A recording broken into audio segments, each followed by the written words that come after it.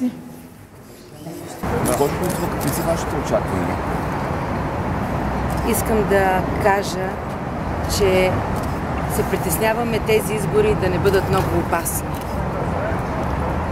Защото ще станат много опасни, ако не успеем да направим честни избори.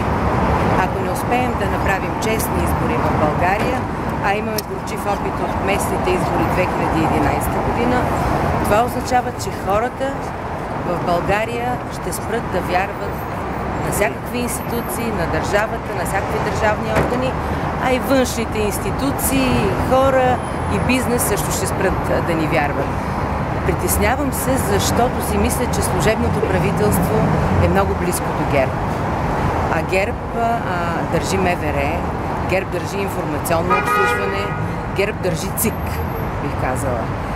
Ето защо призовавам всички партии да работят за това да имаме наистина честни избори в България. Според вас премиерът трябва ли да освободи шефа на информационната служба, да се гарантира по някакъв? Мисля, че са недопустими изказванията на един, в най-общ смисъл казано, държавен чиновник.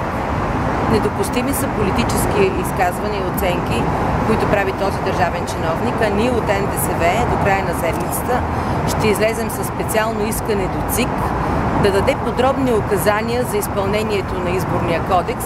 Например, какво е това пряка видимост в секционните избирателни комисии?